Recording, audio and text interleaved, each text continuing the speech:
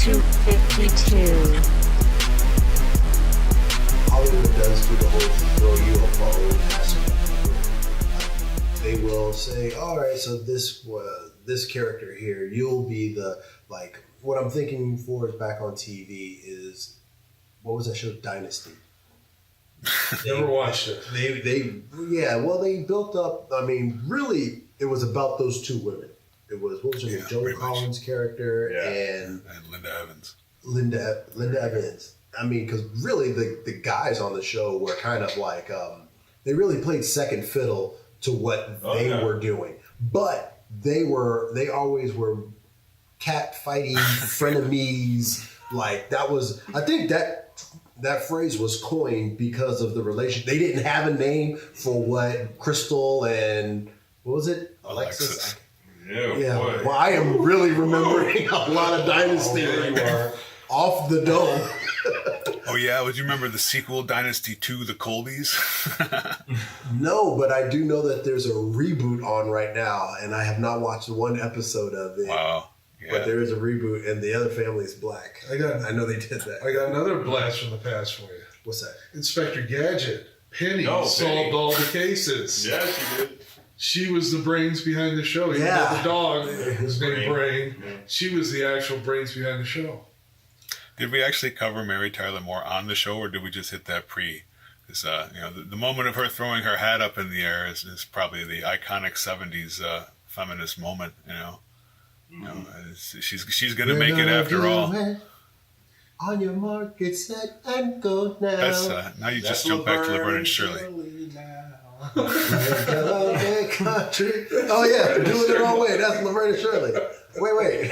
What was Mary? Make it after all. I swear to God, I thought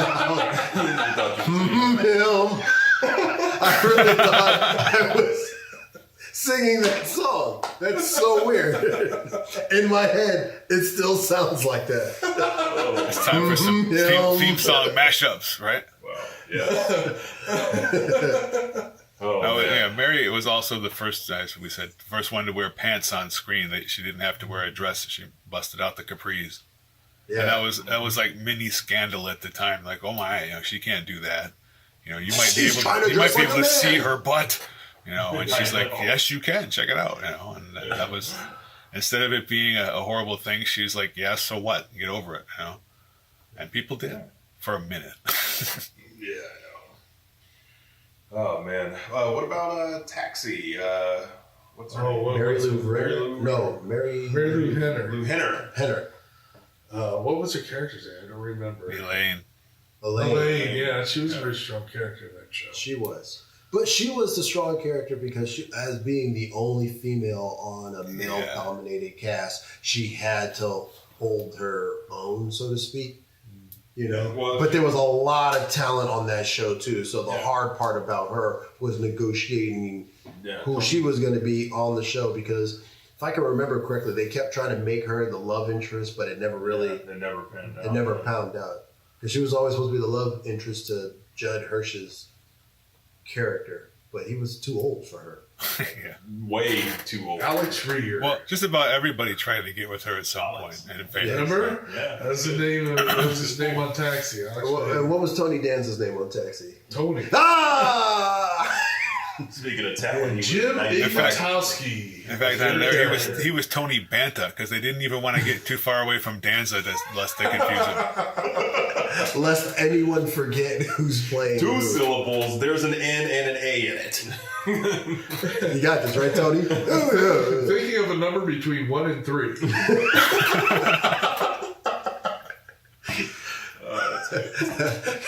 Somewhere in America, Tony Danza's what was that? They're still talking about me. Jabs. But you had movies like Elektra, Tank Girl, Evident movie. They weren't good. But you know what? They weren't good. But I give them kudos for giving Lori Petty and Jennifer Garner that platform to at least try. At least try. Oh, yeah. And that was the era where if they had tried to make comic adaptations of that era, they'd have had like Lady Death and all those things that were basically just gigantic hooters with swords. You know, it wasn't a good time for women in comics and stuff. So there was like a dark era there. That period in comics, I remember a comic store owner said this to me. He said if it won't sell nowadays unless it has the 3 Bs, and this was back then: blood, boobs, and bullets. Right. It was the 3 Bs era of comics, and he couldn't have been. And I want to double down on that with something that you said on our show, a couple months back, when you were talking about not the creation of Power Girl, but how the artists and writers had Power Girl, and the book was actually losing in sales, and so the artist decided to keep making her boob bigger and bigger and bigger, just to see is anybody reading this. And he said it went on for like 6 months or 9 months, something like that. The inker was doing it. He was slightly increasing her bust size every issue because he said, no one's reading Justice Society, not even our editors. Yeah. And then finally one of the editors came back and said, what the hell are you doing to Power Girl? We like it though, keep it. Yeah.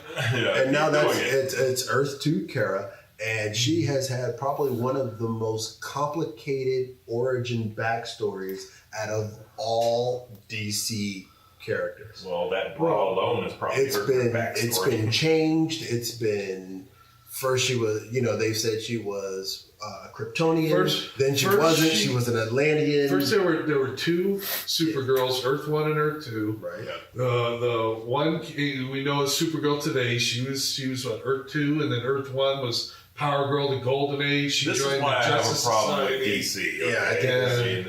Oh, come on. Marvel's got like 800 Earths that they're always blending and separating and mixing together. But I DC had 2, Golden Age and Silver Age. That's all they had. And they merged them together very well with Crisis on Infinite Earths. I can't say about comics today with their new reboots, I think are awful. But the reboot done on Crisis on Infinite Earth was awesome. They're not awful. The new 52 just didn't work. And Afterbirth... Afterbirth, or was it Rebirth? Rebirth, but you call it Afterbirth. It didn't work. It didn't work. No, what works is returning to the way it was in the first place. Make comics great again. Have to do. Is that what you're saying? We need another reboot of Marvel and DC universes. We need to kill off some more characters. Now even Marvel is doing more of the Marvel Cinematic Universe in comic books as opposed to, Oh yeah. Every time you see Samuel L. Jackson as Nick Fury in a Marvel comic, you're like, hey, wait a second, wasn't he used to be like old white man for some reason? There is a whole generation that has no idea that Nick Fury was white. Yeah.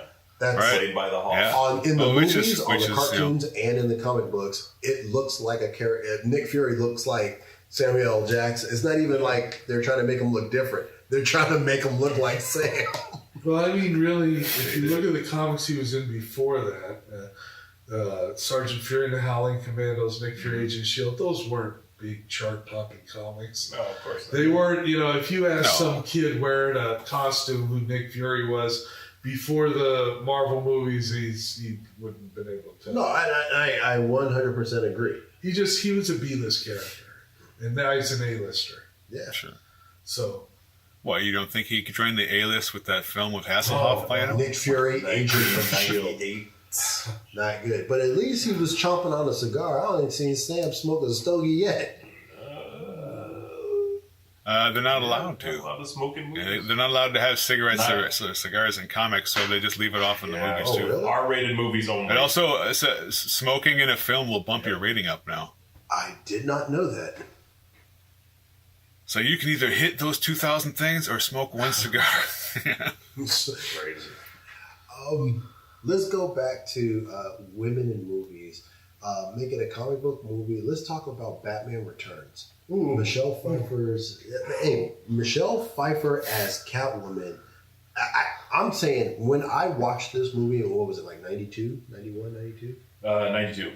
When I watched this movie in 92, I was, senior in high school? And I was blown away You know, I remember the scene, her opening scene is when she's doing all of these flips in the street, and then she gets to Batman and she goes meow, and then the building in the background explodes. Yeah. And I was like, that was classic. That was a classic scene. And even better is when they were dancing and they said something and they both triggered and they realized, because it was Selena Kyle and Bruce Wayne dancing, and they realized that it was Catwoman and Batman. And then she said Martha, and he said, "Why'd you say that name?" Yeah, but actually, wrong movie. What he said is like, oh, are we supposed to fight now? You know. So that actually takes me on a tangent. I'll give an honorable mention to Mr. Mom. Had a strong female character in it. Every time I think Michael of Batman, I think of Mr. Mom.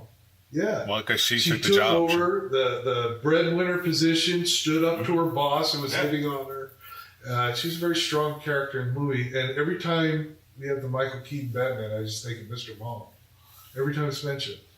220, 221, whatever it is. 220, 221. That's funny. Or is it 210, 211? Well, see, that's another one of those movie continuity things. He got tired of being Mr. Mom, adopted a little crazy bat suit, and went out and did stuff at night. You know.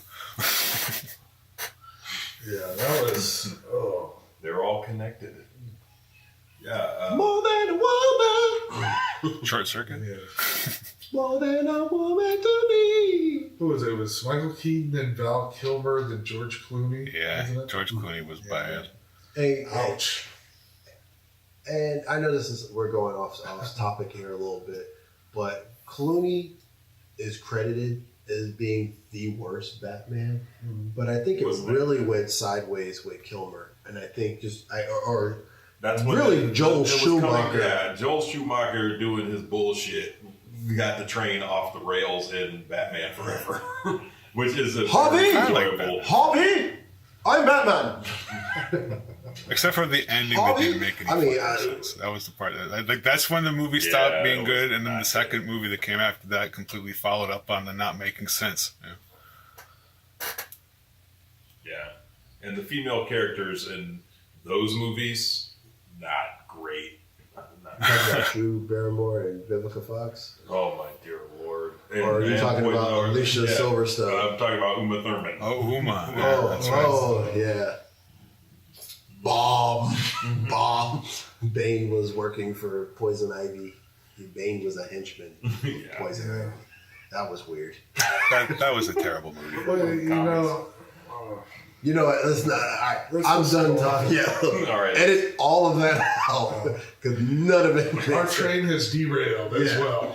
Ralphie started it. I'm sorry, guys. No, I think I started. I can't help but think of Mr. Mom every time.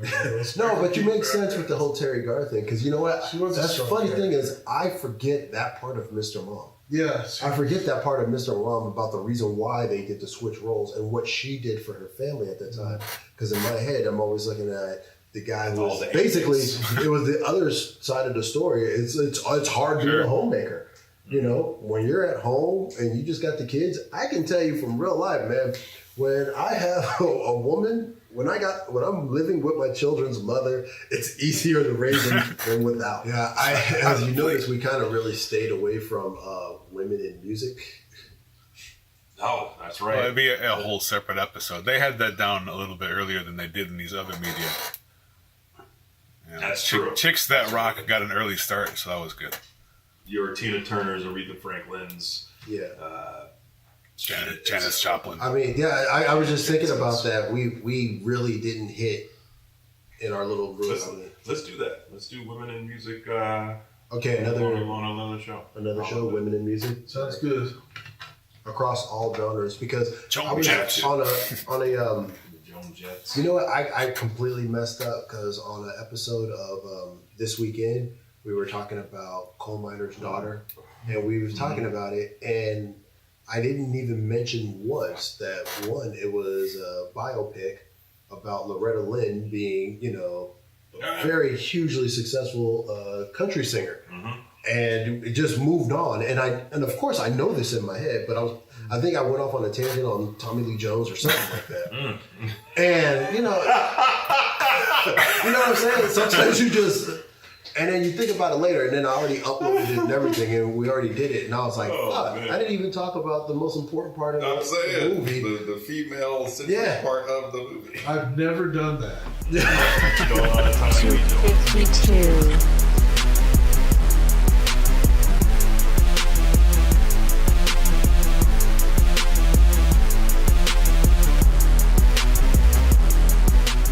Adonis, pull yourself together.